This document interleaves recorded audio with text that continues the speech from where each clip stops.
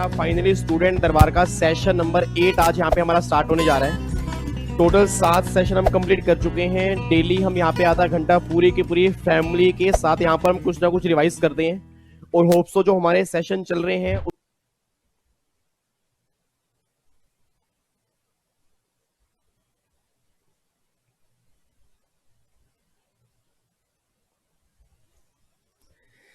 Hello friends, क्या हाल चाल है री। चलो सभी का हाल चाल फिर बढ़िया ही होना चाहिए। तो मैं अपनी पूरी की पूरी सीएस प्रोफेशनल की फैमिली के सामने एक बार फिर यहाँ पे आ चुका हूँ सर। आज हमारे स्टूडेंट दरबार का सेशन नंबर 20 आज हम यहाँ पे स्टार्ट करने जा रहे हैं। लास्ट सेशन तक आई होप आप सभी ने देख लिया होगा। लास्ट क्लास में हमने ट्रांसफर प्राइसिंग का चैप्टर हमने पूरा कंप्लीट कर लिया था और उसमें कुछ बच्चों के कमेंट बॉक्स के अंदर कमेंट आए थे, सर एक सेक्शन नंबर 92 बी ए हमारा बैलेंस रह गया, स्पेसिफाइड डोमेस्टिक ट्रांजैक्शन। तो आप टेंशन मत लो, उसको आज हम कंप्लीट कर लेंगे। और आज के सेशन में हम एक सबसे इंपॉर्टेंट टॉपिक करना है इंटरनेशनल टैक्सेशन का, that is double taxation avoidance agreement.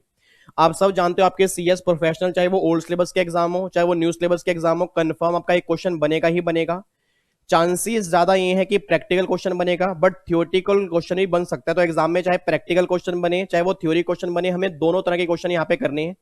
और मैं आपको यहाँ पे 2 प्रैक्टिकल क्वेश्चन आज प्रैक्टिस कराऊंगा, ताकि अगर एग्जाम में डीटी डबल ए का अगर प्रैक्टिकल क्वेश्चन भी बनता है तो मेरी फैमिली का सिंगल बच्चा भी गलती करके नहीं आएगा। तो प्रैक्टिकल क्वेश्चन कैसा बनेगा वो भी हम देख लेंगे। बाकी पूरे चैप्टर की कंप्लीट रिवीजन भी यहाँ पर कर लेंगे। इट मींस इंटरनेशनल टैक्सेशन जो बहुत सारे बच्चे छोड़ के जाते हैं ना, क्योंकि बच्चा पूरा टाइम लगाता है जीएसटी के ऊपर, बच्चा पूरा टाइम लगाएगा कस्टम के ऊपर, बच्चा इनकम टैक्स को समझता है 30 नंबर के, कोई बात नहीं 70 में से अगर वहां पे 50 नंबर भी हो जाएंगे तो हमारा इनकम टैक्स हो जाएगा। ऐसा नहीं होता सर। मैं आपको बार बार कह रहा हूं कि अगर आपका इनकम टैक्स का एरिया स्ट्रॉन्ग नहीं होगा ना, आपके टैक्स में 70-80 मार्क्स नहीं आएंगे, इवन 50 नंबर में आने मुश्किल है। क्योंकि प्रॉब्लम क्या है कि यहाँ पे अगर इनकम टैक्स में हमें पता है कि भैया 15 नंबर का इंटरनेशनल टैक्सेशन आना ही है, तो अगर हम सही ढंग से कर लेंगे तो कन्फर्म है कि इस 15 में से कम 12 से 13 नंबर तो हमारे पक्के हो जाएंगे। तो इंटरनेशनल टैक्सेशन में जितने टॉपिक्स आपके हैं, मैं दोबारा बोल रहा हूं, ट्रांसफर प्राइसिंग हम रिवाइज कर चुके हैं, डीटी डबल ए आज हमें यहाँ पे रिवाइज करना है। अगला सेशन जो होगा वो मेरा होगा गार और सार का, और पोयम वाला कॉन्सेप्ट ऑलरेडी मैं यूट्यूब पे डाल चुका हूं। तो ये 4 टॉपिक आपके इंटरनेशनल टैक्सेशन में आते हैं, वो सारे हम यहाँ पे रिवाइज कर लेंगे। तो उम्मीद करता हूं कि आपको चारों टॉपिक समझ में आ जाएंगे। ठीक है जी। तो इधर देखो ध्यान से। तो फाइनली आज जो हमें सेशन स्टार्ट करना है, तो स्टूडेंट दरबार का सेशन नंबर 20 आज हम यहाँ पे स्टार्ट करने जा रहे हैं। तो आज हमें एक टॉपिक करना है, that is double taxation avoidance agreement. अच्छा, इस टॉपिक के ना आपके 2 नाम और भी हैं, आपने शायद क्लासेस में नाम सुने होंगे। एक नाम इसका है एडीटीए, इसका मतलब क्या होता है, avoidance of double taxation agreement. और एक इसको हम बोलते हैं टैक्स ट्रीटी। टैक्स ट्रीटीज का मतलब क्या होता है, यार इंडिया की और बहुत सारी कंट्री के साथ ट्रीटीज बनी हुई है कि भैया अगर हमारा कोई पर्सन डबल इनकम मतलब डबल टैक्स अराइज करेगा तो उस डबल टैक्स पर उस एक इनकम पर डबल टैक्स अराइज नहीं होगा, सिंगल टैक्स लगेगा। तो वो सिंगल टैक्स किस कंट्री में देना पड़ेगा, इंडिया में देना पड़ेगा, बाहर देना पड़ेगा, एग्रीमेंट कैसे होंगे, वो सारी की सारी बातें हमें यहाँ पे देखनी है। तो कंफर्म एक क्वेश्चन बनेगा ही बनेगा, चाहे वो प्रैक्टिकल बने थियोरेटिकल बने, वो मैटर बात का है, बट पहले हमें रिवाइज करना है। क्वेश्चन कहीं से भी बन जाए हमें कोई दिक्कत नहीं है। ठीक है, तो स्टार्ट करें क्लास फिर फटाफट से। एक बार फटाफट से कमेंट बॉक्स में लिख के बता दो फटाफट से, क्या हम चैप्टर स्टार्ट कर सकते हैं। और सीएस प्रोफेशनल की पूरी फैमिली एक बार मेरे साथ जरूर बोलेगी, हाउ द जोश हाई सर, हाउ द जोश हाई सर, हाउ द जोश हाई सर। इट मींस आपको भी यहां पे बोलना चाहिए नालायक को। आप यहां पे बच्चा कह रहा है आज मैया का जगराता दर्शन पाएंगे, आएगी शेरों वाली माता दर्शन पाएंगे, हम तो बाबा के प्रवचन सुनने यहाँ पे आ गए हैं। चलो इधर सुनो ध्यान से नालायक को, अब टाइम वेस्ट नहीं करते जी, और ये फटाफट स्टार्ट करते हैं। होप्सो सारे बच्चे यहाँ पे आगे होंगे। अब जितने बच्चे लेट आएंगे वो लेट ज्वाइन करेंगे, बाकी जितने बच्चे आ चुके हैं हम सेशन स्टार्ट करने जा रहे हैं। इधर सुना ध्यान से। अब अगर मैं बात करता हूं आज जो हमें चैप्टर स्टार्ट करना है, चैप्टर का नाम आपके सामने यहाँ पे आपकी स्क्रीन पर है। इस चैप्टर का नाम सर यहाँ पे देखो, यहाँ पे क्या लिखा हुआ है, that is double taxation avoidance agreement, या हम बोलेंगे avoidance of double taxation agreement, या मैं बोलूंगा टैक्स ट्रीटी। इस चैप्टर के 3 नाम है। और मे बी आपने क्लासेस में जब ये चैप्टर किया होगा ना, तो क्लासेस में आपको बताया गया होगा इस चैप्टर में 2 सेक्शन कवर होते हैं, एक तो सेक्शन नंबर 90 और एक सेक्शन नंबर 91। और सेक्शन नंबर 90 के ना 2 केस होते हैं, एक तो सेक्शन नंबर 90 नॉर्मल होता है और एक 90 कैपिटल ए है। अब ये 90 कैपिटल ए में क्या लिखा है, 90 में क्या लिखा है और 91 में क्या लिखा है, वो सारी बातें आज हमें यहाँ पे रिवाइज करनी है। बट इस चैप्टर को स्टार्ट करने से पहले एक बार फटाफट से ना बेस क्लियर करते हैं कि गवर्नमेंट ये चैप्टर लेकर क्यों आई थी। एक बात मैंने सोच के बताना सर, आप सब बच्चों ने एग्जीक्यूटिव में ना एक चैप्टर कंप्लीट किया होगा रेजिडेंशियल स्टेटस का। रेजिडेंशियल स्टेटस वाले चैप्टर में आपने क्या पढ़ा होगा कि अगर कोई पर्सन इंडिया का रेजिडेंट बन जाता है उसकी पूरी की पूरी ग्लोबल इनकम टैक्सेबल होती है। अब सोच के बोलना, अगर एक रेजिडेंट पर्सन की पूरी ग्लोबल इनकम टैक्सेबल है तो जो इनकम वो इंडिया से बाहर कमाएगा वो इनकम बाहर भी टैक्सेबल होगी, इंडिया में भी टैक्सेबल होगी। अब एक सामने बच्चा ये बात कहता है सर, मैंने कहा हाँ। कहता अगर कोई रेजिडेंट पर्सन ने इंडिया से बाहर इनकम कमाई है तो वो बाहर टैक्सेबल क्यों होगी? एक बात मैंने सोच के बताना नालायक को, अगर कोई बाहर इनकम कमाएगा और वो इंडिया का रेजिडेंट है तो जिस कंट्री में इनकम कमाएगा उस कंट्री का राइट बनता है उस इनकम पर टैक्स लेने का, क्योंकि उसने इनकम कमाई वहां पर है। और वो इंडिया में टैक्स क्यों पे करेगा? क्योंकि अगर वो रेजिडेंट है, section 5 if income tax act में साफ साफ लिखा है रेजिडेंट पर्सन की ग्लोबल इनकम टैक्सेबल होगी तो वो इनकम उसकी इंडिया में भी टैक्सेबल होगी। अब अगर वही इनकम बाहर भी टैक्सेबल है, वही इनकम इंडिया में भी टैक्सेबल है, तो सेम इनकम पर डबल टैक्स लग गया। इस डबल टैक्स को अवॉइड करने के लिए गवर्नमेंट ने क्या किया, एक चैप्टर इंसर्ट किया, डबल टैक्सेशन अवॉइडेंस एग्रीमेंट। तो पहले तो अपने माइंड में ये डाल के चलो सर, ये चैप्टर हर पर्सन पर एप्लीकेबल नहीं होगा। जिस पर्सन की इनकम पर डबल टैक्स लगेगा उस पर्सन पर चैप्टर एप्लीकेबल होगा। जहां डबल टैक्स की बात ही नहीं होगी वहां इस चैप्टर की बात नहीं होगी। और आप सब जानते हो डबल टैक्स किस पर लगेगा? अगर कोई पर्सन जिस कंट्री का रेजिडेंट होगा वो दूसरी कंट्री में जाकर इनकम कमाएगा तो उस इनकम पर डबल टैक्स लगेगा। उस डबल टैक्स का बेनिफिट कैसे मिलेगा वो सारी बातें आज हम यहां पे रिवाइज करने जा रहे हैं। अब सुनना, मैं ध्यान से कहना क्या चाह रहा हूं सर, आप एक बार यहां पे चेक करना। आपके सामने एक डायग्राम मैंने यहां पर बनाया हुआ है। अब इस डायग्राम के अंदर मैंने कहा है कि फॉर एग्जांपल एक ये रेजिडेंट इंडिविजुअल है और ये मान लो आपका आउटसाइड इंडिया है। अब अगर इस रेजिडेंट इंडिविजुअल ने अगर कोई इनकम इंडिया में कमाई, इट मींस डोमेस्टिक इनकम कमाई। अब सोच के बोलना सर, पूरे का पूरा बच्चे जितने मेरे सामने बैठे हैं प्रोफेशनल की फैमिली के, अब हम सब इंडिया के रेजिडेंट हैं। मान लो हम सब ने इनकम सिर्फ इंडिया में कमाई है। अब अगर हम सब ने इनकम सिर्फ इंडिया में कमाई है तो क्या ये इनकम इंडिया में टैक्सेबल होगी, बाहर टैक्सेबल होगी, दोनों कंट्री में होगी, या ओनली इंडिया में होगी? ओनली इंडिया में होगी, क्योंकि जब मैंने इंडिया में इनकम कमाई तो इंडिया में ही टैक्स लगेगा, बाहर वाली कंट्री में टैक्स नहीं लगेगा। अब अगर इंडिया का रेजिडेंट इंडिया में ही इनकम कमाएगा और वो सिंगल टैक्स ही पे करेगा तो उस केस में इस चैप्टर की बात नहीं होगी। तो डबल टैक्सेशन अवॉइडेंस एग्रीमेंट का चैप्टर कभी भी डोमेस्टिक इनकम पर एप्लीकेबल नहीं होगा। पहली बात तो ये। तो मेरी पूरी फैमिली का सिंगल बच्चा ये समझ ले कि जो आज हम चैप्टर स्टार्ट करने जा रहे हैं ये चैप्टर आपका फॉरेन इनकम पर एप्लीकेबल होगा, ये चैप्टर बाहर वाली इनकम पर एप्लीकेबल होगा। इंडिया का रेजिडेंट अगर इनकम कोई बाहर कमाएगा उस पर चैप्टर लगेगा, इंडिया का रहने वाला इंडिया में इनकम कमाएगा उस पर चैप्टर एप्लीकेबल नहीं है। क्योंकि ऑब्वियस सी बात है कि अगर मैं इंडिया में रहता हूं, मैंने इनकम इंडिया में कमाई, सिंगल टैक्स लगेगा, तो डबल टैक्स की बात ही नहीं होगी, चैप्टर क्यों आएगा? तो देखो गवर्नमेंट ने क्या बोला कि भैया अगर आप इंडिया में इनकम कमाओगे तो टैक्सेबल ओनली इन इंडिया, वो इंडिया में टैक्सेबल होगी। और अगर वो इंडिया में टैक्सेबल होगी that is no double tax. और अगर डबल टैक्स नहीं होगा तो there is no question of double taxation avoidance agreement, उस केस में चैप्टर की बात ही नहीं होगी। तो ये डायग्राम सर आपने सारा बनाना है और बिलीव मी इस डायग्राम से इस चैप्टर को इतना बढ़िया तरह से हम कवर करेंगे ना, आप मुझे अप्रिशिएट करोगे क्लास के बाद कि सर वाकई डायग्राम बनाने का मजा आ गया। बट पहले समझो, सेशन खत्म होने के बाद डायग्राम बना लेना, पहले समझ लो कि मैं कहना क्या चाहता हूं।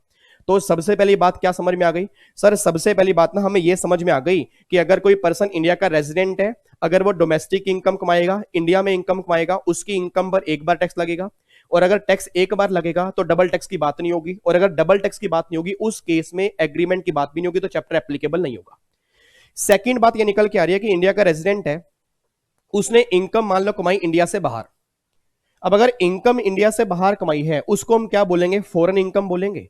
और अगर कोई इनकम फॉरेन इनकम होगी ना वो दो कंट्री में टैक्सेबल होगी।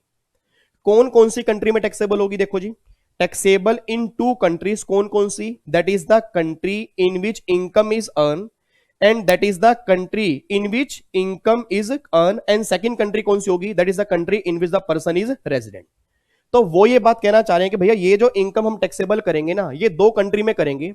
सबसे पहली कंट्री जिस कंट्री में तुमने इनकम कमाई है उस कंट्री में टैक्सेबल होगी, और दूसरी कंट्री जिस कंट्री के तुम रेजिडेंट होगे उस कंट्री में इनकम टैक्सेबल होगी। अब बच्चा ये सामने बैठा कहता यार एक बात मुझे बताओ कि अगर रेजिडेंट की इनकम फिर दो कंट्री में टैक्सेबल होगी फिर तो डबल टैक्स लग जाएगा। बिल्कुल डबल टैक्स लगेगा। और अगर डबल टैक्स लगेगा फिर तो हार्डशिप होगी। बिल्कुल हार्डशिप होगी। उसी हार्डशिप को दूर करने के लिए तो गवर्नमेंट चैप्टर लेकर I double taxation avoidance agreement. तो देखो गवर्नमेंट ने यहां पर क्या बोला कि भैया अगर तुम्हारी इनकम दो कंट्री में टैक्सेबल होगी तो प्रॉब्लम अराइज होगी डबल टैक्स की। उसका सॉल्यूशन गवर्नमेंट लेकर आई है डबल टैक्सेशन अवॉइडेंस एग्रीमेंट। अच्छा अब सुना, मैं ध्यान से कहना क्या चाह रहा हूं। अब एक बात मैंने सोच के बोला, फॉर एग्जाम्पल जैसे मान लो यहां पर ना मिस्टर एक्स है, प्लीज ध्यान सुना, मिस्टर एक्स है। मिस्टर एक्स मान लो इंडिया के रेजिडेंट हैं, और इस एक्स ने फॉर एग्जांपल एक कंट्री है आउटसाइड इंडिया, मान लो किसी भी कंट्री, यूएसए है, चाइना है, जापान है, कोई भी कंट्री, किसी का नाम अपने माइंड में ले लो। इसने वहां पर जाकर इनकम कमाई, और अगर इनकम वहां पे जाके कमाई तो गवर्नमेंट ने क्या बोला, वो इनकम यहां भी टैक्सेबल, यहां भी टैक्सेबल। अब अगर एक इनकम पर डबल टैक्स लगेगा तो सबसे बड़ी प्रॉब्लम क्या आ गई, इनकम एक है, टैक्स दो बार लग रहा है। तो गवर्नमेंट ने बोला टेंशन मत लो, इसके लिए हम एक चैप्टर लेकर आ रहे हैं, डबल टैक्सेशन अवॉइडेंस एग्रीमेंट। अब एक बच्चा ये बात कहता है सर, मैंने कहा मेरे मन में एक डाउट आ रहा है। कहता सर मेरे मन में एक डाउट है कि फॉर एग्जाम्पल जिस कंट्री में जाकर उसने इनकम कमाई है, तो क्या यह जरूरी है कि हमारा उस कंट्री से एग्रीमेंट होगा। मैंने कहा नहीं। कहता अगर हमारा उस कंट्री से एग्रीमेंट ही नहीं है उस केस में क्या होगा, और अगर मान लो हमारा उस कंट्री से टेरिटरी है, अगर हमारी उस कंट्री से टेरिटरी है, उस कंट्री से एग्रीमेंट है, उस केस में क्या होगा। तो वो सारी बातें आपको यहां पर देखनी है। तो सिंपल सी बात ये निकल के आ रही है कि अगर कोई इंडिया का रहने वाला बाहर इनकम कमाएगा, दो केस बनेंगे, या तो दूसरी कंट्री से हमारा एग्रीमेंट होगा या उस कंट्री से हमारा एग्रीमेंट नहीं होगा। अब गवर्नमेंट ये बात कहती है विवेक कि अगर दूसरी कंट्री से तेरा एग्रीमेंट एग्जिस्ट करेगा ना, तो उस केस में प्रोविजन एप्लीकेबल हो जाएंगे सेक्शन 90 के, और अगर दूसरी कंट्री से तेरा एग्रीमेंट एग्जिस्ट नहीं करेगा उस केस में प्रोविजन लग जाएंगे 91 के। बस ये बात ध्यान देना। तो अपने सबने सर क्लास के अंदर पढ़ा होगा कि आपके इस चैप्टर में दो प्रोविजन आते हैं। अगर मेरा फॉरेन कंट्री के साथ DTAA एंटर करता है तो सेक्शन 90 एप्लीकेबल करना है, और अगर फॉरेन कंट्री के साथ मेरा DTAA एंटर नहीं करता उस केस में सेक्शन 91 एंटर करेंगे। बस ये बात ध्यान दो। और आप सब जानते हो, क्लास में आपने क्लासेस के अंदर पढ़ा होगा, जब मैंने आपको क्लासेस के अंदर कहा था कि जहां पर भी सेक्शन 90 लगेगा ना, मतलब जहां हमारा दूसरी कंट्री से एग्रीमेंट होगा, उस केस में रिलीफ हमें कौन सा मिलता है, दैट इज बाइलिटरल, और जहां पर एग्रीमेंट नहीं होगा कौन सा मिलेगा, यूनिलिटरल। अब सोच के बोलना, मेरी फैमिली का सिंगल बच्चा अगर मुझे बता दे, अगर मैं कह रहा हूं कि मुझे रिलीफ मिलेगा बाइलिटरल, इसका मतलब क्या होता है। बाइलिटरल मींस होता है द्विपक्षीय। द्विपक्षीय मतलब क्या होता है, दोनों तरफ से, मतलब दोनों गवर्नमेंट ही मुझे बेनिफिट देने को तैयार रहेंगी, और जिस कंट्री से मेरा एग्रीमेंट ही नहीं है, जिस कंट्री से मेरा एग्रीमेंट है ही नहीं, उस कंट्री से मिलेगा यूनिलिटरल, मतलब जिस कंट्री के रेजिडेंट हो उसी कंट्री की गवर्नमेंट आपको बेनिफिट देगी, दूसरी कंट्री की गवर्नमेंट आपको बेनिफिट नहीं देगी। बस ये बात ध्यान देना। तो ये सारी बातें अगर आपके माइंड में आती हैं तो हम चैप्टर की रिवीजन स्टार्ट कर सकते हैं। अगर ये बैकग्राउंड क्लियर नहीं है तो चैप्टर भी आपको समझ में नहीं आएगा। और मैं पूरी फैमिली से उम्मीद करता हूं, फटाफट से मुझे चैट बॉक्स में अब लिख के बताओ, यहां तक की बैकग्राउंड में कोई दिक्कत तो नहीं है, यहां तक की बैकग्राउंड में कोई दिक्कत तो नहीं है। फटाफट मुझे लिख के बताओ रही यस या नो। अगर दिक्कत है तो दोबारा करें, नहीं दिक्कत तो फिर हम आगे बढ़े। No sir, no sir, no sir, कोई दिक्कत नहीं है, हमें यहां तक समझ में आ गया। Very very good. कुछ बच्चों को मुझे लग रहा है समझ में नहीं आ रहा, वो रिप्लाई नहीं कर रहे। चलो कोई बात नहीं। अब जिन बच्चों को समझ में आया या जिन बच्चों को नहीं आया, मुझे फटाफट से 2 मिनट और दे दो। अभी बताओ रही चैप्टर हमने स्टार्ट कौन सा रिवीजन करना स्टार्ट किया हुआ है, दैट इज DTAA। चैप्टर के कौन कौन से नाम है, DTAA हो गया, ADT हो गया, टैक्स ट्रीटी हो गया। चैप्टर गवर्नमेंट क्यों लेकर आई, क्योंकि जिस इनकम पर डबल टैक्स लगेगा उस डबल टैक्स को बेनिफिट कैसे मिलेगा उसके लिए लेकर आए हैं। और डबल टैक्स तब लगेगा अगर मेरी इनकम फॉरेन इनकम होगी। फॉरेन इनकम मतलब एक रेजिडेंट पर्सन है, इनकम बाहर कमाई गई होगी, तो इनकम बाहर भी टैक्सेबल है, इंडिया में टैक्सेबल है। तो गवर्नमेंट ने बोला जिस कंट्री में कमाओगे उस कंट्री से अगर हमारा एग्रीमेंट है तो अगर बेनिफिट लेना है तो 90 के पास जाओ, अगर उस कंट्री से एग्रीमेंट नहीं है तो बेनिफिट लेना है तो 91 के पास जाओ। जब मैं 90 के पास गया उसने बोला रिलीफ मिलेगा बाइलिटरल, और 91 के पास गया उसने बोला रिलीफ मिलेगा यूनिलिटरल। बाइलिटरल मींस दोनों तरफ से रिलीफ मिल सकता है, और यूनि का मतलब क्या होता है कि भैया आपको जिस कंट्री के रेजिडेंट हो उसी कंट्री की गवर्नमेंट बेनिफिट देगी, दूसरी कंट्री वाले कोई बेनिफिट आपको नहीं देंगे। बस ये बात ध्यान देना। तो ये सारी बातें अभी तक हमने की हैं। तो इन्हीं बातों के साथ अब सबसे पहला सेक्शन है, अब यहां पे देखो हम स्टार्ट करने जा रहे हैं। बड़ी सेक्शन को स्टार्ट करने से पहले देखो मैंने यहां पे क्या लिखा हुआ है। अगर बात करूंगा ना बाइलिटरल, देखो मैंने क्या लिखा है। बाइलिटरल के अंदर आपके दो मेथड आते हैं, एक तो होता है टैक्स एग्जम्पशन मेथड, एक होता है tax credit method. Exemption method का मतलब क्या होता है कि इनकम दो में से एक कंट्री में टैक्सेबल होगी, दोनों कंट्री में टैक्सेबल नहीं होगी। अब अगर इनकम एक कंट्री में टैक्सेबल है, इसका मतलब क्या है भाई, या तो इनकम आपकी इंडिया में टैक्सेबल है, बाहर टैक्सेबल नहीं है, और यहां इनकम इंडिया में टैक्सेबल नहीं होगी, बाहर टैक्सेबल होगी, इसको बोलते हैं टैक्स एग्जम्पशन मेथड। और अगर क्रेडिट मेथड की बात करूंगा उसमें क्या होगा, इनकम तुम्हारी दोनों कंट्री में टैक्सेबल होगी, बट जो तुमने बाहर टैक्स पे किया होगा ना उसका इंडिया के टैक्स में से क्रेडिट मिल जाएगा और बैलेंस तुम यहां पर पे कर देना, इसको हम बोलते हैं क्रेडिट मेथड। अब बच्चा ये बात कहता है सर फिर जब हमारे दूसरे देशों से एग्रीमेंट होते होंगे तो फिर हमें किस केस में कौन सा मेथड मिलेगा वो कैसे पता होगा? वो हमें उस कंट्री के साथ एग्रीमेंट चेक करने पड़ेंगे। आज प्रैक्टिकल लाइफ में आप में से बहुत सारे बड़े जब सीएस बन जाएंगे, कुछ ही घंटे रह गए बस सीएस बनने में। अब जब आप सीएस बन जाओगे ना, आपका बड़ी बड़ी कंपनी में लाखों रुपए का पैकेज लगेगा। और मे बी आप में से बहुत सारे बच्चे अगर टैक्सेशन की फील्ड में जाते हैं तो आप में से बहुत सारे बच्चे इंटरनेशनल टैक्स में जाएंगे, तो आपको वहां पे एग्रीमेंट चेक करने पड़ेंगे। आज जब भी आप एग्रीमेंट चेक करोगे उस एग्रीमेंट के अंदर लिखा होगा कि अगर हमारा इस कंट्री से एग्रीमेंट है तो हमें मेथड कौन सा लगाना है। ऑब्वियस बात है, अगर मान लो एग्रीमेंट है, रिलीफ मिलेगा बायलिटरल, बट बायलिटरल में से कौन सा मेथड हमें फॉलो करना पड़ेगा? या तो फॉलो करना पड़ेगा एग्जम्पशन या फॉलो करना पड़ेगा क्रेडिट, वो उस एग्रीमेंट के अंदर लिखा होगा। तो जो भी मेथड हमारा वहां पे लिखा होगा उस मेथड को फॉलो करेंगे और देन हम अपना प्रोसेस स्टार्ट कर देंगे। और अगर हमारा उस कंट्री से एग्रीमेंट ही नहीं है तो उस केस में relief provided by the resident country, जिस कंट्री के आप रेजिडेंट हो उस कंट्री की गवर्नमेंट आपको बेनिफिट देगी, दूसरी कंट्री वाले कोई बेनिफिट नहीं देंगे। बस ये बात ध्यान देना। ये बात क्लियर है? तो ये सारी बातें अभी तक हमने समझी है जी। अब ये समझ में आ गया कि भैया अगर एग्रीमेंट होगा तो 90 पढ़ना है, और अगर हमारा दूसरी कंट्री से एग्रीमेंट नहीं होगा तो 91 पढ़ना है। बस ये बात ध्यान देना। तो अब जी सबसे पहले सेक्शन नंबर 90 देखने जा रहे हैं। एक बार सेक्शन नंबर 90 का डायग्राम देखो जी। सेक्शन नंबर 90 की मैंने हेडिंग लिखी हुई है, एग्रीमेंट एग्जिस्ट करता है with foreign country. It means अगर आपका एग्रीमेंट एग्जिस्ट करता है फॉरेन कंट्री के साथ, उस केस में बेनिफिट कैसे मिलेगा तो सेक्शन 90 आपको बताएगा। देखो मैंने डायग्राम में क्या लिखा है जी, अगर गवर्नमेंट ऑफ इंडिया का दूसरी गवर्नमेंट के साथ एग्रीमेंट है, अगर गवर्नमेंट ऑफ इंडिया का दूसरी गवर्नमेंट के साथ एग्रीमेंट है तो इस केस में बेनिफिट कैसे मिलेगा? तो 90 ने बोला, मैं आपको बताऊंगा। और जिस बच्चे ने क्लास में सेक्शन नंबर 90 पढ़ा होगा ना, अगर मैं उसको रिवाइज करवा दूं, याद करो सेक्शन 90 में आपने 4 सब सेक्शन किए होंगे। एक तो सेक्शन 91 आपने किया होगा, एक 92 आपने किया होगा, एक 93 आपने किया होगा और एक 94 आपने किया होगा। तो सबसे पहला जब आपने 91 किया होगा ना, तो याद करो मैंने क्लास में कहा था कि सेक्शन 91 का मतलब यह है कि अगर हमारा दूसरी कंट्री के साथ DTAA एंटर करते हैं, उसका ऑब्जेक्टिव क्या है। इट मींस अगर आज इंडिया का यूएसए के साथ ये एग्रीमेंट है तो उसका ऑब्जेक्टिव क्या है, मतलब DTAA एंटर करने का क्या ऑब्जेक्टिव होता है, ये बात आपकी सेक्शन 91 में लिखी है। देखो री गवर्नमेंट ने क्या बोला, objective to enter double taxation avoidance agreement. तो ऑब्जेक्टिव कितने होते हैं? 4 ऑब्जेक्टिव होते हैं, 4। सबसे पहला for granting relief from double tax, मतलब हमारा ऑब्जेक्टिव ये होता है कि जो भी डबल टैक्स होगा उससे हमें रिलीफ मिल जाए। सेकंड ऑब्जेक्टिव होता है for avoidance of double tax, हम डबल टैक्स को अवॉइड कर सकें, हमारा ऑब्जेक्टिव ये होता है। थर्ड ऑब्जेक्टिव क्या होता है? For exchange of information. आज एक बात सोच के मुझे बोलना, आज इंडिया का स्विस बैंक के अंदर कितना सारा पैसा जमा है। अब स्विस बैंक के अंदर जितना पैसा जमा है, आज इंडिया के पास पूरी डिटेल उनकी है, किन लोगों का पैसा जमा है, क्या क्या उनके नाम है, कितना अकाउंट बैलेंस है। ये सारी बातें कैसे पता लगी? सर मे बी आपने कभी प्रैक्टिकली सुना हो, एक एग्रीमेंट होता है that is TIEA, tax information exchange agreement.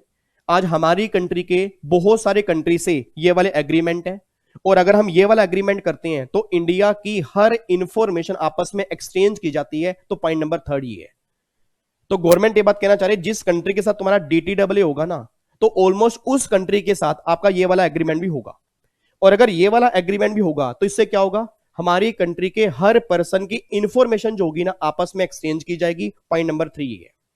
तुमने फटाफट से बोल दो, आज हमारी कंट्री के अगर एग्रीमेंट है दूसरी कंट्री के साथ तो क्या क्या रीजन निकल के आ रहे हैं? सबसे पहला फॉर ग्रांटिंग रिलीफ, दूसरा क्या निकल के आ रहा है? For avoidance of double tax, तीसरा क्या निकल के आ रहा है? फॉर एक्सचेंज ऑफ इंफॉर्मेशन, और फोर्थ निकल के आ रहा है for recovery of income tax. It means अगर कोई पर्सन इनकम टैक्स की रिकवरी नहीं करवाएगा तो गवर्नमेंट ने पावर दे रखी है कि तुम कैसे भी करके रिकवरी कर लो, हमें कोई दिक्कत नहीं, क्योंकि हमारा तुम्हारा एग्रीमेंट है, उस पर्सन को इनकम टैक्स पे करना ही पड़ेगा, बात खत्म। तो सिंपल सी बात ये निकल के रहे, अगर आज हमारे एग्जाम में, सोच के बोलना, अगर आज हमारे एग्जाम में क्वेश्चन बन जाए कि इंडिया का दूसरी कंट्री के साथ DTAA है और इस DTAA के क्या क्या ऑब्जेक्टिव हैं, तो आपको 4 पॉइंट लिख के आने पड़ेंगे। सबसे पहला ऑब्जेक्टिव होगा for granting relief from double tax, for avoidance of double tax, तीसरा फॉर एक्सचेंज ऑफ इंफॉर्मेशन, और फोर्थ क्या होगा? For recovery of tax. But एक बात ध्यान देना, अगर हमें इंफॉर्मेशन एक्सचेंज करनी है तो एग्रीमेंट और होगा, TIEA, that is tax information exchange agreement. इसके बिना हम इंफॉर्मेशन एक्सचेंज नहीं कर सकते, बस ये बात ध्यान दो। That is point number 1। बात समझ में आ गई? तो पॉइंट नंबर 1 में क्या निकल के आ रहा है, क्या डबल टैक्सेशन अवॉइडेंस एग्रीमेंट के क्या क्या ऑब्जेक्टिव होते हैं। तो ये चारों ऑब्जेक्टिव आपके सामने मैंने यहां पे लिखवा दिए, ठीक है। उसके बाद यहां पे आना जी सेक्शन नंबर 92, उसमें क्या लिखा हुआ है। अब अगर 92 की बात करूंगा ना, तो 92 ये बात कहता है कि अगर कोई सिंगल ट्रांजैक्शन है, मान लो एक ट्रांजैक्शन है और एक ट्रांजैक्शन आपकी फॉल कर रही है DTAA के अंदर भी और इनकम टैक्स एक्ट के अंदर भी। अब अगर सिंगल ट्रांजैक्शन दोनों के अंदर आ रही है तो उन दोनों में से प्रीवेल क्या करेगा। तो गवर्नमेंट ये बात कहती है कि जो मोर बेनिफिशियल टू असेसी होगा ना, वो प्रीवेल कर जाएगा। अब बच्चा ये बात कहता है सर, मैंने कहा हाँ, कहता सर ये पॉइंट हमें समझ में नहीं आ रहा कि आप ये मतलब कहना क्या चाह रहे हो कि अगर एक ट्रांजैक्शन दो जगह पर फॉल कर रही है तो प्रीवेल करेगा बेनिफिशियल। इसका मतलब क्या है?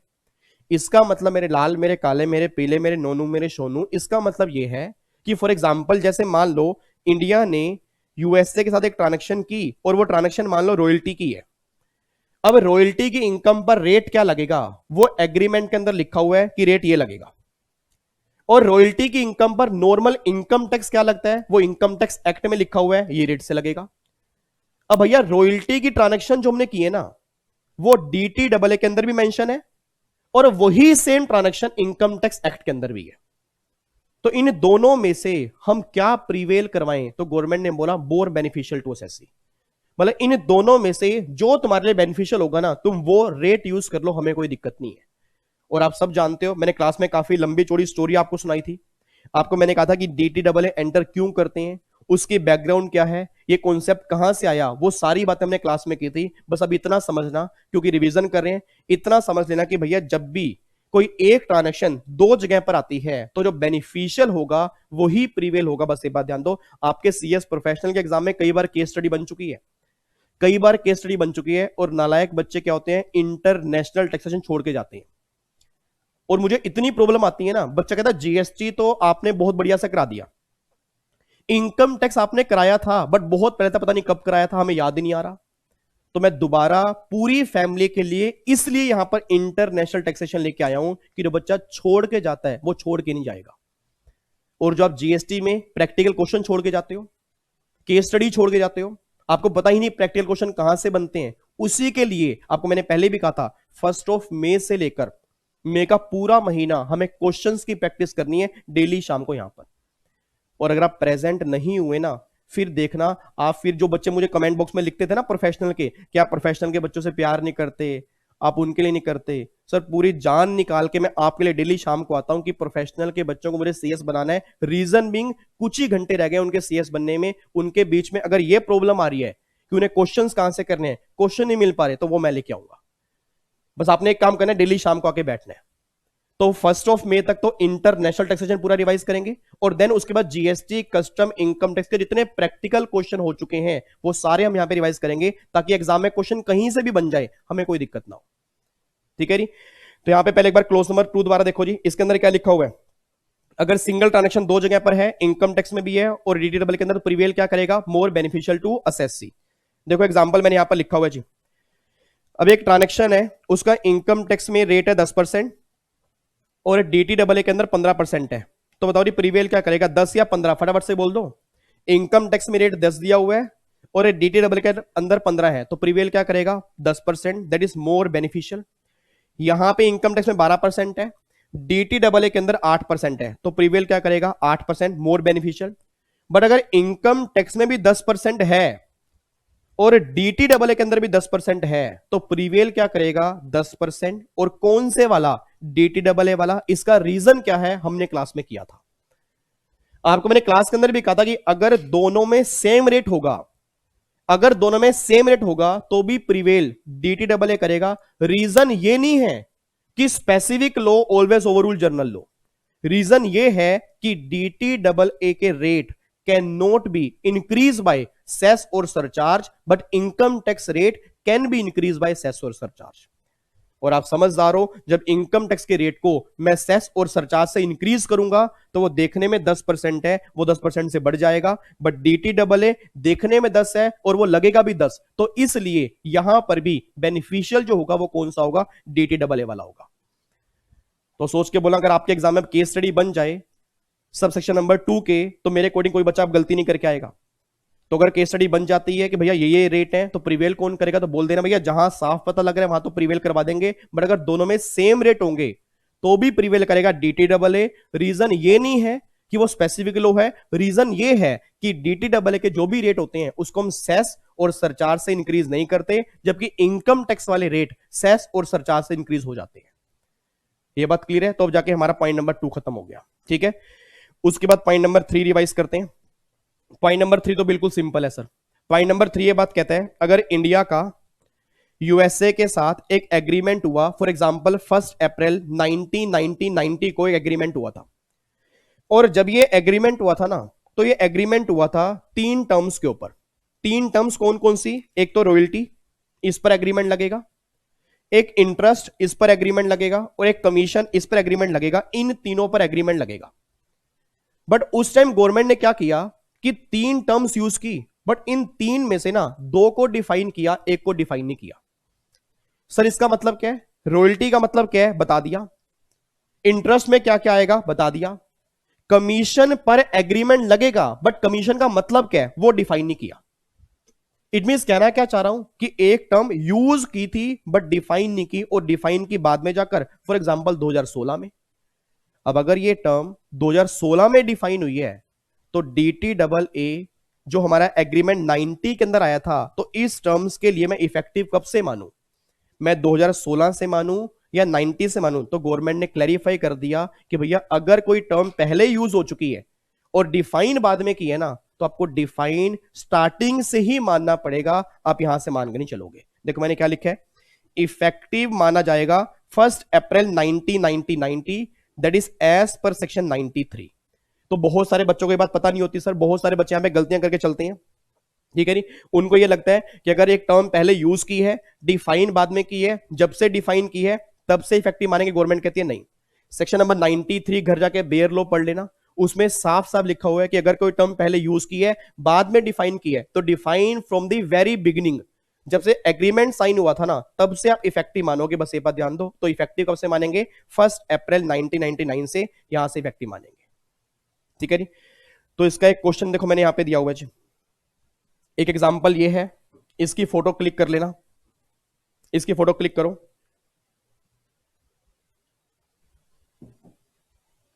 इसकी फोटो क्लिक कर लेना जी, इसकी फोटो क्लिक कर ली ना। उसके बाद एग्जाम्पल नंबर 2 भी नीचे दिया हुआ है, इसकी भी फोटो क्लिक कर लो, और ये दोनों आपने एक बार घर से रीड करके आने। वही इस पॉइंट है जो हमने ऊपर की है कि भैया अगर 2 रेट दिए हैं तो प्रीवेल कौन करेगा, मोर बेनिफिशियल टू एसएससी। और अगर एक एग्रीमेंट 90 में हुआ था, उसमें कुछ टर्म्स थी, उसको बाद में डिफाइन किया गया, तो भैया डिफाइन इफेक्टिव हम स्टार्टिंग से मानेंगे, बाद में नहीं मानेंगे। ये एग्जाम्पल नंबर 2 है, ठीक है। तो ये दोनों एग्जाम्पल आपने एक बार घर से रीड करके आने हैं, उम्मीद करता हूं आपको इसमें कोई दिक्कत आएगी नहीं, ठीक है। अब आ जाओ सेक्शन 90 का लास्ट पॉइंट, उसके बाद फिर हमारा 90 खत्म हो जाएगा। एक बार चेक करना सेक्शन नंबर 90 का 4th क्या है जी। अब सेक्शन नंबर 90 का ना 4th पॉइंट बिल्कुल सिमिलर सेम है, सेम मींस मतलब जो हमने क्लोज नंबर 3, 2, 1 किया ना उससे लिंक करता है। अब सुना ध्यान से, क्लोज नंबर 4 है क्या? क्लोज नंबर 4 ये बात कहना चाहता है, इंडिया और यूएसए का एक एग्रीमेंट हुआ जिसमें लिखा गया कि रॉयल्टी की इनकम टैक्सेबल होगी 10% से, और इनकम टैक्स में लिखा हुआ है रॉयल्टी पर टैक्स लगेगा 20% से। तो पहले तो ये बताओ इन दोनों में से प्रीवेल क्या करेगा? 10% प्रीवेल कर जाएगा। और ऐसे ही इंडिया और जापान का एक एग्रीमेंट है जिसमें लिखा हुआ है कि रॉयल्टी की इनकम पर टैक्स लगेगा 30%, और इनकम टैक्स में रेट लिखा हुआ है 20%। तो प्रीवेल क्या करेगा? 20% प्रीवेल करेगा। तो इंडिया और यूएसए में जो एग्रीमेंट है उस पर रॉयल्टी पे टैक्स लग रहा है 10%, और इंडिया और जापान वाले पे लग रहा है 20%। अब बच्चा ये बात कहता क्या ये पॉसिबल है? बिल्कुल पॉसिबल है सर, दोनों अलग अलग कंट्री हैं, दोनों के अलग अलग एग्रीमेंट है, तो भैया दोनों के एग्रीमेंट में रेट अलग अलग हो सकते हैं, बस ये बात ध्यान देना। तो इंडिया यूएसए वाले कह रहे हैं रॉयल्टी पर लगाएंगे 10%, इंडिया जापान वाले कह रहे हैं रॉयल्टी पे लगेगा 20%। अब जापान वालों को लगा कि यार क्यों ना हम यूएसए में जाकर ट्रांजैक्शन करें, और अगर हम यूएसए में जाकर ट्रांजैक्शन करेंगे तो एग्रीमेंट लगेगा इंडिया और यूएसए वाला, हमारी कंट्री का 10% टैक्स बच जाएगा। इंडिया, ध्यान सुना, इंडिया और जापान में एग्रीमेंट 20% वाला है, और वो चाहते हैं कि हमारे ऊपर लगे 10%, क्योंकि इंडिया यूएसए में 10% वाला है। तो होना क्या स्टार्ट हुआ, जापान से कुछ लोग गए यूएसए में और यहां पे जाके ट्रांजैक्शन की इंडिया के साथ, किस लिए, कि हमें बेनिफिट मिल जाए 10% वाला। और जब गवर्नमेंट ने यह देखना स्टार्ट किया कि लोग ये काम कर रहे हैं कि एक कंट्री का पर्सन दूसरी कंट्री में जाकर ट्रांजैक्शन कर रहा है उस कंट्री के साथ, किस लिए, कि ताकि उसको ये वाला एग्रीमेंट बेनिफिट मिल जाए, तो गवर्नमेंट ने कहा अब ऐसा नहीं होगा। तो सेक्शन 94 इंसर्ट किया गया और 94 में लिखा कि सुन भाई जापान वाले, सुन भाई जापान वाले, कि अगर तू यूएसए में जाकर इंडिया के साथ ट्रांजैक्शन करेगा तो इंडिया और यूएसए का एग्रीमेंट तेरे ऊपर सिर्फ तब लगेगा अगर यूएसए कंट्री का रेजिडेंट सर्टिफिकेट तेरे पास है। और आप खुद समझदार हो, कोई दूसरी कंट्री इस कंट्री के लोगों को अपनी कंट्री का रेजिडेंट सर्टिफिकेट क्यों देगी। तो गवर्नमेंट ने साफ साफ बोल दिया जापान वालों को, जापान वालों अगर तूने ट्रांजैक्शन यूएसए से की है, इंडिया के साथ की है, ट्रांजैक्शन इनवैलिड नहीं है, ट्रांजैक्शन वैलिड है, बिल्कुल सही है, बट जो तुम सोच के आए थे कि बेनिफिट ले लेंगे इंडिया यूएसए के एग्रीमेंट का, वो नहीं मिलेगा। अगर यूएसए की गवर्नमेंट तुमको टैक्स रेजिडेंट सर्टिफिकेट दे देती है फिर तो बेनिफिट 10% का मिल जाएगा, और अगर वो रेजिडेंट सर्टिफिकेट नहीं देगी तो हम ये मानेंगे जिस कंट्री के तुम रेजिडेंट हो उसी कंट्री से तुमने एग्रीमेंट किया, तो रेट 20% लगेगा, 10% नहीं लगेगा। तो आपको याद करो, मैंने क्लास के अंदर जब आपने क्लोज करवाया था ना, तो इसको मैंने आपको बोला था, इसको नॉर्मली हम बोलते हैं टेरिटरी शॉपिंग। टेरिटरी शॉपिंग का मतलब क्या होता है, एक टेरिटरी से दूसरी टेरिटरी में जाना और वहां पे जाके टैक्स की इवेजन करने की कोशिश करना, वो सारी प्लानिंग सेक्शन नंबर 94 ने बंद की थी। तो मैं उम्मीद करता हूं कि जो अपने क्लासेस के अंदर ये पढ़ा होगा, ये सारी बातें अपने क्लास में पढ़ी होंगी, और ये भी उम्मीद कर रहा हूं कि आपको रिवीजन हो रही होगी। अब जो बच्चा ये सोच के आया है कि भैया पूरा डिटेल में हो जाएगा, सर डिटेल में नहीं करवा सकता, आप सब जानते हो लेक्चर बहुत सारे लगते हैं क्लास के अंदर, बट मुझे रिवीजन करवानी है, ताकि जब बच्चा एग्जाम में लिखने के लिए बैठे ना, उसे ये आधे घंटे का सेशन याद आए कि विवेक सर ने 4 क्लोज कराए थे, उन चारों क्लोज को मैंने अपने माइंड में सेट कर लिया था। तो सेक्शन नंबर 91 में क्या लिखा है कि डीटीडब्ल्यू एंटर करते हैं, उसका ऑब्जेक्टिव क्या होता है। ऑब्जेक्टिव 4 होते हैं, granting relief, avoidance of double tax, exchange of information, recovery of income tax. फिर 92 में सर ने कहा था अगर एक ट्रांजैक्शन दो जगह पर है तो प्रिवेल करती है more beneficial to assessee, but अगर दोनों में सेम रेट हो तो प्रिवेल करेगा डीटीडब्ल्यू। रीजन, डीटीडब्ल्यू के रेट इनकम टैक्स में सेस और सरचार्ज की तरह इंक्रीज नहीं होते, जबकि इनकम टैक्स के रेट इंक्रीज हो जाते हैं तो डीटीडब्ल्यू प्रिवेल कर जाएगा। फिर तीसरा सर ने कहा था एक ट्रांजैक्शन पहले यूज की गई, डिफाइन बाद में की गई, तो डिफाइन कब से मानेंगे, हम स्टार्टिंग से मानेंगे, बाद से नहीं मानेंगे। और चौथा सर ने कहा था एक दूसरी कंट्री का रहने वाला किसी दूसरी कंट्री में जाकर ट्रांजैक्शन कर रहा है, किस लिए, उसको ये वाला बेनिफिट मिल जाए, तो बेनिफिट उसको नहीं मिलेगा जब तक वो इस कंट्री का रेजिडेंट सर्टिफिकेट जमा नहीं कराएगा। अगर वो रेजिडेंट सर्टिफिकेट जमा करवा देगा तो बेनिफिट ले ले, अगर वो रेजिडेंट सर्टिफिकेट नहीं जमा करवाएगा तो उसको फिर 20% टैक्स देना पड़ेगा जो उसकी खुद की कंट्री का है। देखो मैंने क्या लिखा है, rate of tax 10% applicable only if tax resident certificate in hands of Japan, अगर उसके हाथ में टैक्स रेजिडेंट सर्टिफिकेट है SSC, otherwise rate of tax 20% shall be applicable. बस ये बात ध्यान दो। तो ये सारी बातें सर आपने सेक्शन नंबर 90 के अंदर की हैं, तो अब जाके सेक्शन नंबर 90 हमारा पूरा रिवाइज हो गया, ठीक है जी। तो अगर एग्जाम में क्वेश्चन बन जाए, अगर एग्जाम के अंदर क्वेश्चन बन जाए कि अगर हमारा दूसरी कंट्री से एग्रीमेंट है, उस केस में सेक्शन 90 लगता है, उसको डिफाइन कर दो, तो क्या डिफाइन कर दोगे, बिल्कुल जबरदस्त डिफाइन करके आना। टोटल 4 पॉइंट लिखने हैं। पहले पॉइंट में ऑब्जेक्टिव है, दूसरे पॉइंट में प्रीवेल कौन करेगा, तीसरे पॉइंट में टर्म्स को इफेक्टिव कब से मानेंगे, चौथे पॉइंट में टैक्स रेजिडेंट सर्टिफिकेट वाला कॉन्सेप्ट आपने किया है। बस ये 4 पॉइंट है एक्ट के अंदर, ये चारों पॉइंट है। उन चारों को मैंने कोशिश की है डायग्राम में कन्वर्ट करने की, ताकि मेरी फैमिली के सिंगल बच्चे को दिक्कत ना आए, ठीक है। आई होप आपको चारों पॉइंट समझ में आते हैं। अब इन्हीं चारों पॉइंट के साथ हम सेक्शन नंबर 91 की तरफ आते हैं जी। अब 91 बिल्कुल आसान है जी। 91 ध्यान समझना, सेक्शन नंबर 91 की हेडिंग बोलो क्या लिखी हुई है। 91 की हेडिंग है country with which no agreement exist. मतलब ऐसी कंट्री जिनके साथ हमारा एग्रीमेंट ही एग्जिस्ट नहीं करता, उस केस में क्या करें?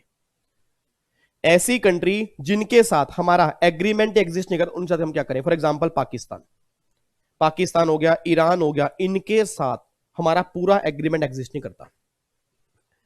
और आपकी जानकारी के लिए बता दूं, आज पूरे वर्ल्ड में 200 से ऊपर कंट्रीज हैं, 200 से ऊपर कंट्रीज हैं, और 200 प्लस कंट्री हैं, और इंडिया का आज अप्रोक्सीमेट 90 कंट्री के साथ एग्रीमेंट है, और बाकी 110 कंट्री के साथ एग्रीमेंट ही नहीं है। अब बच्चा ये बात कहता है, सर मैंने कहा हां, कहता सर 90 कंट्री के साथ एग्रीमेंट है और 110 कंट्री से नहीं है, तो जिन कंट्री से एग्रीमेंट नहीं है तो क्या बेनिफिट नहीं मिलता होगा? मैंने कहा मिलेगा ना, 91 के पास आ जाओ। बट हां, जहां एग्रीमेंट है वहां बढ़िया तरीके से मिलेगा, और जहां एग्रीमेंट नहीं है वहां बेनिफिट मिलेगा बट थोड़ा कम मिलेगा।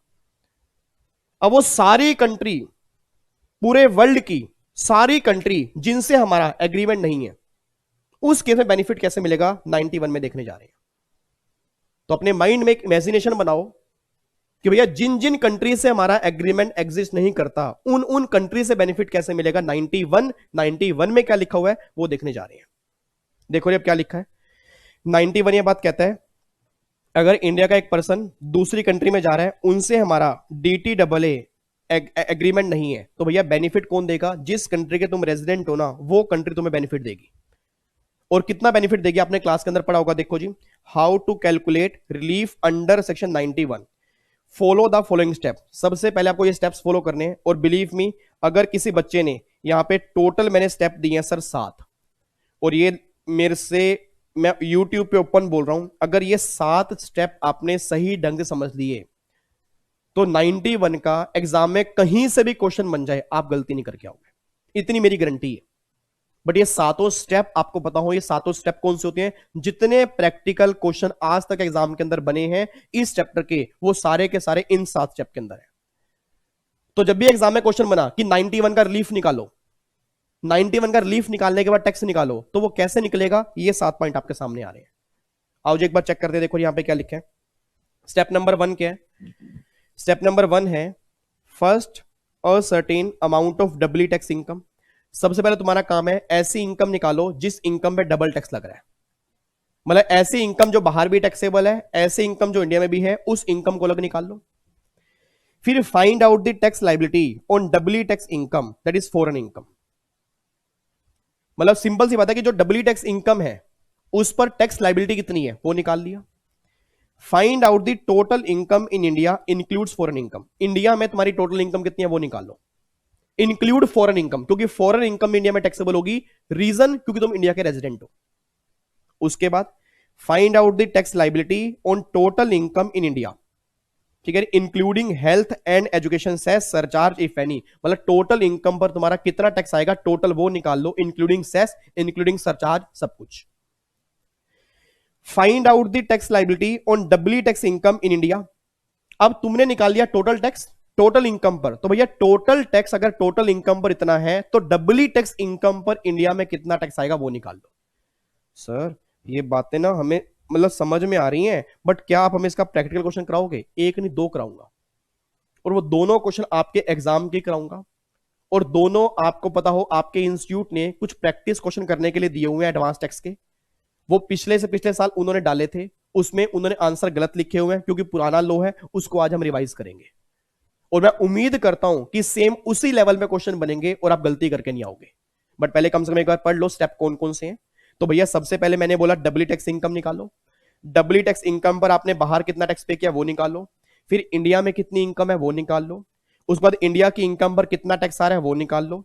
फिर इंडिया की इनकम पर इतना टैक्स आ रहा है तो डबली टैक्स इनकम पर इंडिया में कितना टैक्स आ रहा है वो निकाल लो। उसके बाद फिर कंपेयर करो स्टेप नंबर 2 और step number 5। Least of the following is equal to relief.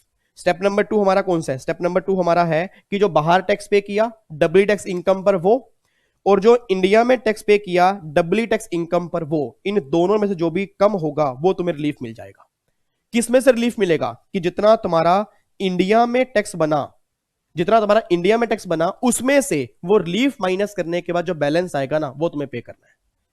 तो सिंपल सी बात ये निकल के आ रही है 91 में, प्लीज ध्यान सुना, 91 में जो हमें रिलीफ मिलता है ना, वो डबली टैक्स इनकम पर बाहर कितना पे किया वो टैक्स, उस डबली टैक्स इनकम पर इंडिया में कितना टैक्स पे किया वो टैक्स, इन दोनों में से जहां पर भी कम टैक्स पे किया होगा ना उसका रिलीफ आपको मिल जाएगा 91 में। बस ये बात ध्यान देना। एक बच्चा बोलता दोस्त को, कह रहा भाई सुन सुन यार, तेरे को समझ में आ रहा है या अपना वैसे आके बैठा हुआ है तू। दूसरा भाई कह रहा है यार समझ में थोड़ा बहुत आता तो है, बैठ जाते हैं, कोई दिक्कत वाली बात नहीं, कुछ तो समझ में आ ही रहा है भाई, शाम को तो वैसे भी हम टिकटॉक पे वीडियो बनाते हैं, आज समझ लेते हैं। भाई मुझे ना ये समझ में नहीं आ रहा कि जो ये सर कहना चाह रहे हैं कि रिलीफ मिलेगा विच एवर इज लेस वाला, तो ये तो क्रेडिट मेथड नहीं हो गया? क्योंकि क्रेडिट मेथड अंदर भी यही था कि भैया ये इंडिया का टैक्स, ये बाहर वाला टैक्स, तो बाहर के टैक्स को इंडिया के टैक्स में से माइनस कर दो और बैलेंस पे कर दो। दूसरा दोस्त कहता भाई तो बात तो सही कह रहा है, कहता ये बात तो मेरे माइंड में आई नहीं। नालायको, तुम दोनों से मैं बात कर रहा हूं, इधर सुनो ध्यान से, एक बात मुझे सोच के बताओ, सेक्शन 90 का क्रेडिट मेथड ये बात कहता है जितना बाहर वाला टैक्स होगा उस सारे टैक्स को इंडिया के टैक्स में से माइनस कर देंगे।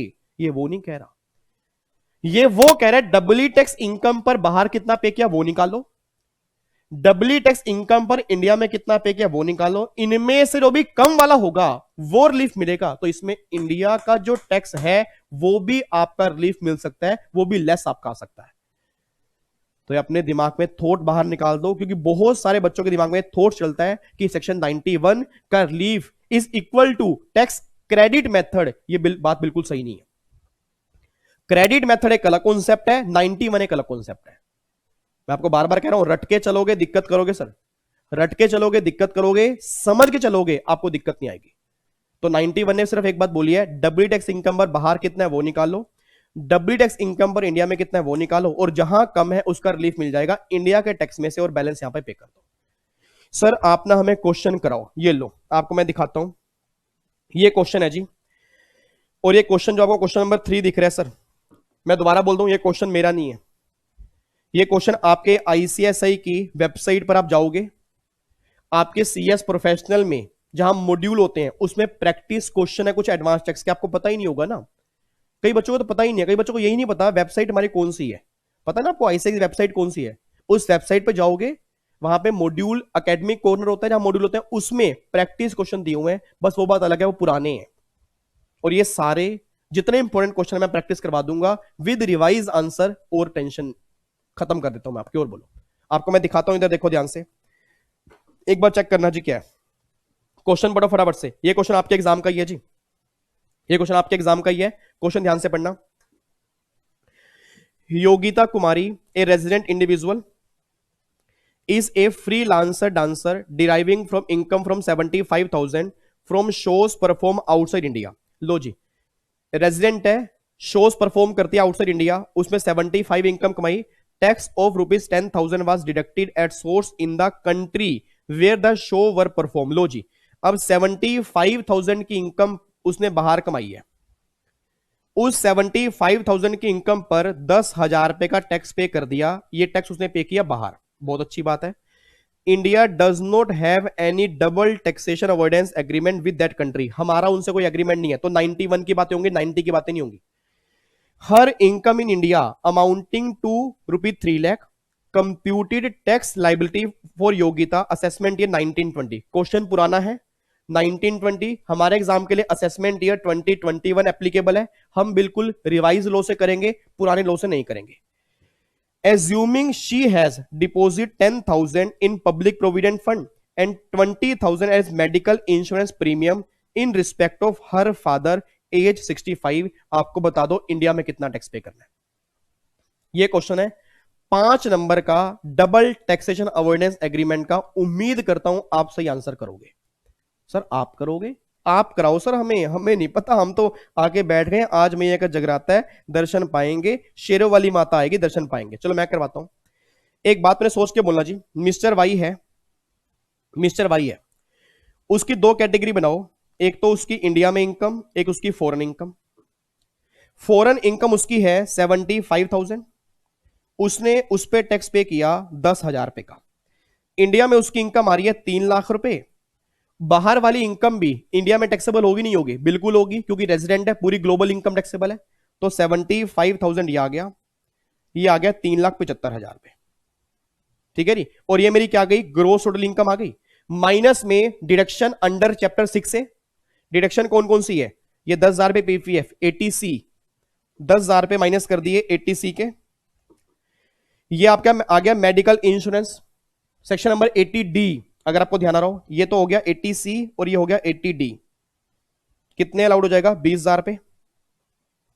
तो अगर मैं 375 में से ये 30,000 माइनस करूंगा तो भैया यहां पर मेरी इनकम निकल के आ गई 3,45,000 पे, ये मेरी इनकम आ गई। मेरा पूरी फैमिली से क्वेश्चन है, इंडिया में उसकी टोटल इनकम आ रही है 345। मेरी पूरी फैमिली, उम्मीद करता हूं ये बात जानती होगी, अगर इंडिया में टोटल इनकम 5 लाख तक हो तो भैया आपको 12,500 की रिबेट मिलती है। अब सोच के बोला 345 इनकम है, 345 पे आउट टैक्स निकालते हैं, 2.5 लाख इनकम एग्जम्प्ट है, तो 345 माइनस में 2.5 लाख, बैलेंस बची 95, उसका 5% अगर मैं निकालूंगा तो ये आएगा 4750 टैक्स आएगा, और इतने की ही 87A में रिबेट मिल जाएगी 4750, उसका इंडिया में टैक्स आएगा नील, उसका इंडिया में टैक्स नील आएगा।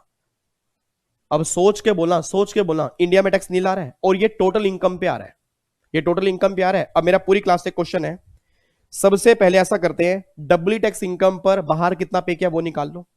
डब्ल्यू टैक्स इनकम पर, डब्ल्यू टैक्स इनकम कितनी है 75 ना, क्योंकि यही इनकम बाहर टैक्सेबल हो रही है, यही इनकम इंडिया में टैक्सेबल हो रही है, तो 75 पर बाहर पे किया 10,000। इस डब्ल्यू टैक्स इनकम पर इंडिया में कितना टैक्स पे किया वो निकाल लो। इंडिया में कितना टैक्स पे किया जी, भैया इंडिया में टैक्स आ रहा है नील, और टोटल इनकम कितनी है 3,45,000, तो भैया 345 पर अगर नील आ रहा है तो डब्ल्यू टैक्स इनकम पर भी ऑब्वियस सी बात है कितना टैक्स आएगा, नील ही तो आएगा। जब टोटल इनकम पे नील आ रहा है तो डब्ल्यू पर भी कितना आ गया, नील आ गया, तो यहां पे आ गया नील। अब बाहर पे किया 10,000, इंडिया में पे किया नील, तो भैया सिंपल सी बात है रिलीफ कितना मिलेगा, नील का, तो नील मेरे को इंडिया में देना है, नील ही रिलीफ मिलेगा, तो मुझे कोई भी टैक्स यहां पर पे नहीं करना, आंसर इसका नील आएगा। मैं दोबारा बोल रहा हूं सर मैंने क्या किया है, मैं दोबारा बोल रहा हूं, आप इसमें से आंसर मत चेक करना, ये इन्होंने गलत किया हुआ है, देखो मैंने आंसर सही करके निकाला हुआ है, इसका आंसर नील आएगा। ये इन्होंने रिबेट दी है 2,000 रुपए पुरानी, कम से कम 2-3 साल पहले की, ये आईसीएसआई वालों की प्रॉब्लम है, ये प्रॉब्लम है, तभी आईसीएसआई में करने के बाद सीएस प्रोफेशनल वाला बच्चा कई बार प्रॉब्लम में आता है, कहता क्वेश्चन कहां से करे, जो क्वेश्चन दिया पुराने दिए उसको रिवाइज कौन करेगा, तो ये सबसे बड़ी प्रॉब्लम है। इसी प्रॉब्लम को दूर करने के लिए मैंने कहा 1 मई से आप अगर डेली शाम को आधा घंटा यहां पे आ जाओगे ना, सारे क्वेश्चन करवा दूंगा विद रिवाइज आंसर, आप अप्रिशिएट करोगे उसके बाद कि सर वाकई प्रैक्टिस हमारी अच्छी हो गई।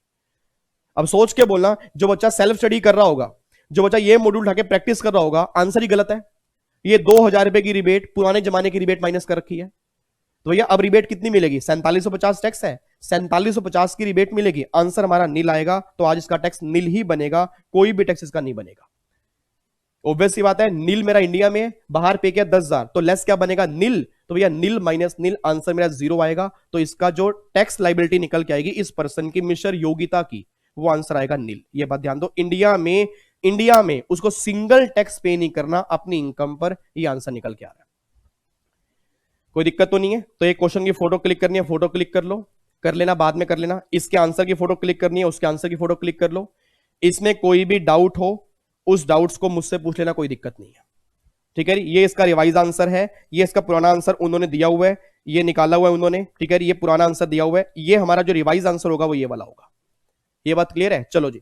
अब एक क्वेश्चन मैं लास्ट और करवा रहा हूं जी, ये है जी क्वेश्चन नंबर 4, क्वेश्चन नंबर 4 है,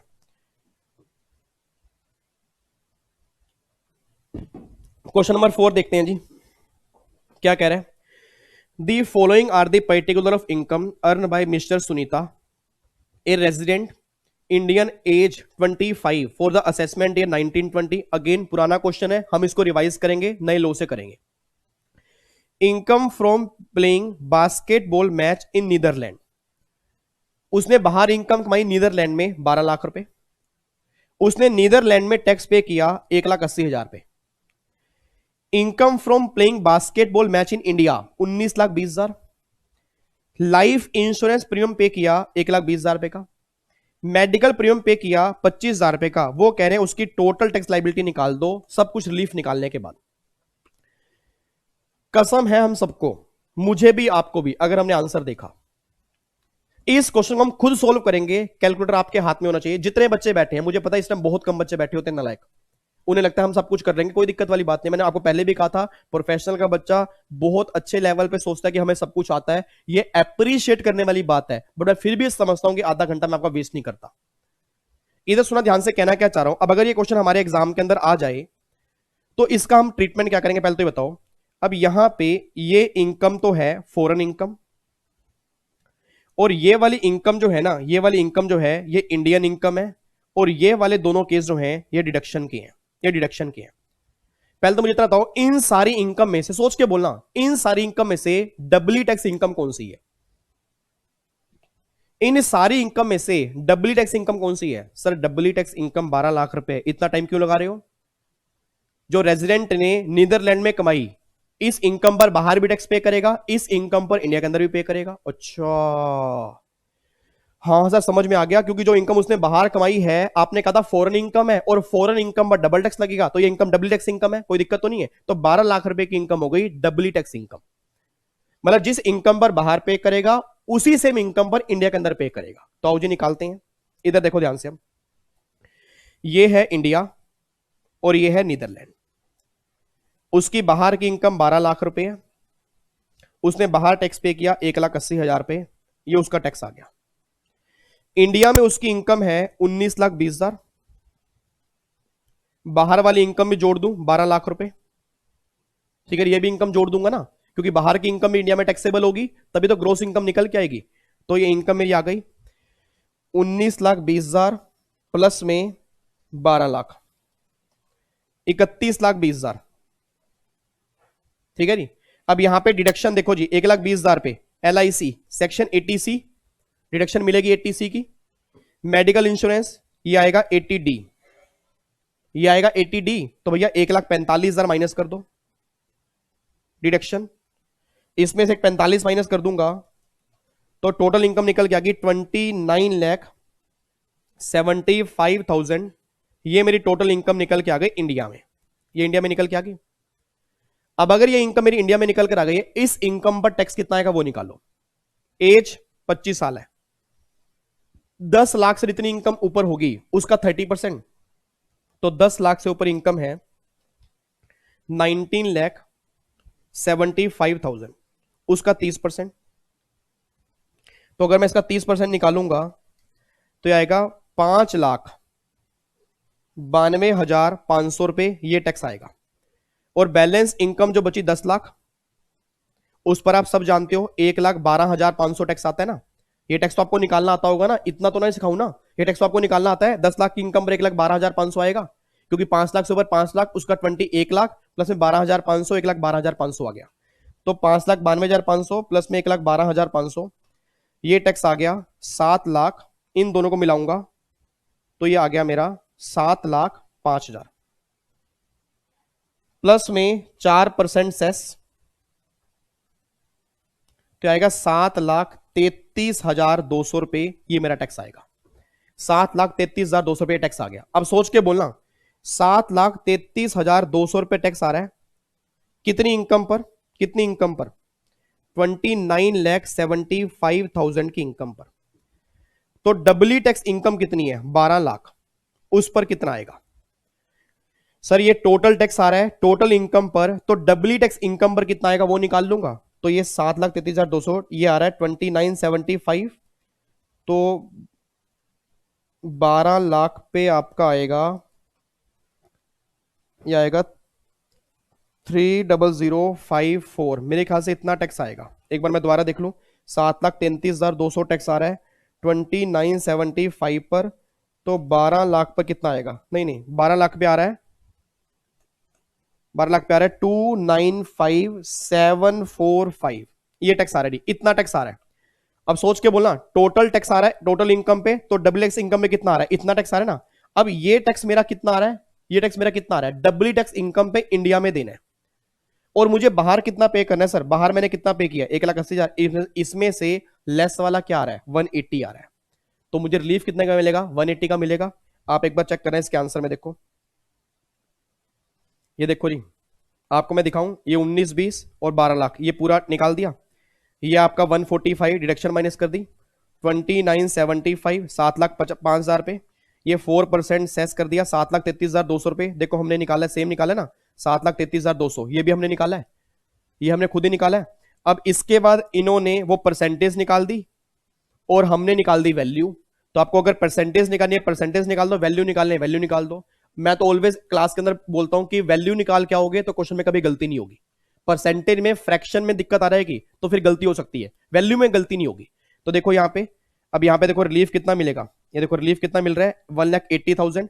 हमने भी कितना रिलीफ निकाला है, 180 तो निकाला है, क्योंकि भैया इतना टैक्स पे करेंगे इतनी टोटल इनकम पर, तो डबली पर कितना निकल के आएगा, डबली पर आ रहा है इतना। तो भैया इंडिया में इतना और बाहर पे किया 180, तो जहां कम पे किया बाहर दैट इज 180 रिलीफ मिल जाएगा। तो इंडिया के टैक्स में से मतलब 7,33,200 में से अगर मैं 180 का रिलीफ माइनस कर दूंगा तो 7,33,200 में से अगर 180 का रिलीफ माइनस कर दूंगा तो आपका आएगा 5,53,200 रुपए। ये मेरा आंसर आ जाएगा। इस तरह से आंसर होगा। ये क्वेश्चन बनता है 5 नंबर का, बताओ जिसके अंदर है क्या। ठीक है जी, तो आपको मैं दिखाऊं आंसर, ये देखो जी आंसर देख लो, 5,53,200 वही हमने निकाला है। ठीक है जी, तो इसके अंदर ये आंसर भी इन्होंने सेम निकाला है, यहां पे सेस इन्होंने 4% ही दिया हुआ है। ठीक है, बट इन्होंने निकाला हुआ है परसेंटेज से, हमें निकालना है वैल्यू से। तो अगर आप वैल्यू से करोगे तो भी कोई दिक्कत नहीं है, परसेंटेज जिन्होंने परसेंटेज से की है परसेंटेज से करो मुझे तो भी कोई दिक्कत नहीं है। ठीक है, तो परसेंटेज से करोगे तो भी कोई दिक्कत नहीं है, वैल्यू से करोगे तो भी कोई दिक्कत नहीं है। तो यहां पे हमारा आंसर 5,53,200 आएगा। अब खुद सोचो, अगर एक क्वेश्चन हमारे 5-5 नंबर के अंदर बनेंगे तो क्या ये क्वेश्चन मुश्किल है? सर अगर आप इसके बाद ही बोल दो कि पेपर मुश्किल आता है तो फिर पेपर बहुत मुश्किल आएगा। और अप्रोक्सीमेट हमारा 1 घंटा हो गया जी आज। आधे घंटे का सेशन हमारा डेली होता है, बट हमारे 45-50 मिनट हो ही जाते हैं।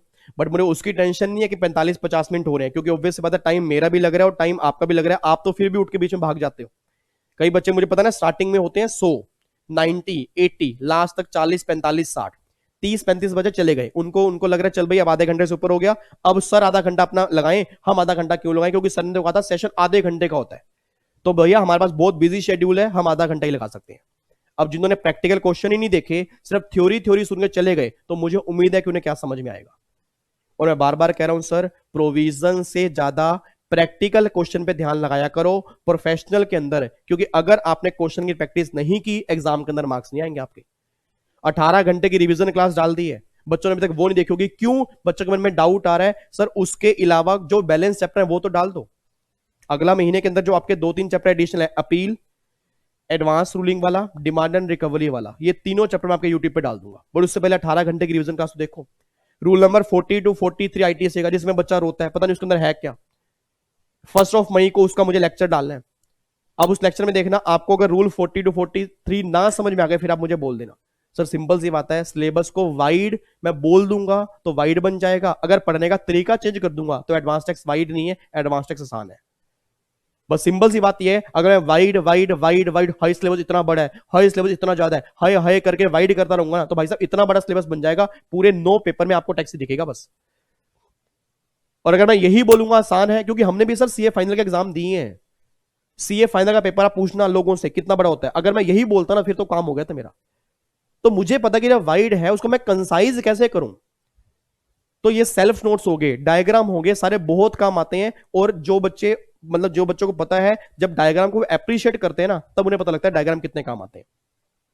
ठीक है जी, तो बस एक क्वेश्चन प्रैक्टिस कर लेना जी। इसके बाद एक और क्वेश्चन है, इसके नीचे दिया हुआ है, आप वहां से डाउनलोड करके इस क्वेश्चन की प्रैक्टिस भी आप कर सकते हो। ये क्वेश्चन है, इसकी प्रैक्टिस भी आप कर सकते हो जी।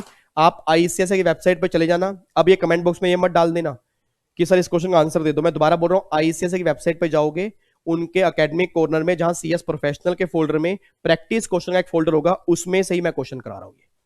ठीक है, तो आप वहां से जाके इसका आंसर देख सकते हो। उम्मीद करता हूं कि आपका आंसर सही आ जाएगा। बाकी कोई डाउट्स हो तो डाउट्स आप पूछ लेना। ठीक है, तो फिर बाकी मुलाकात करेंगे जी नेक्स्ट सेशन के अंदर। और नेक्स्ट हमारा टॉपिक होगा इंटरनेशनल टैक्सेशन का लास्ट टॉपिक होगा, दैट इज गार और सार के बेसिक कॉन्सेप्ट क्या क्या होते हैं। और उसके बाद फिर हमारा ये खत्म हो जाएगा, देन फिर हम क्वेश्चन की प्रैक्टिस करना स्टार्ट कर देंगे।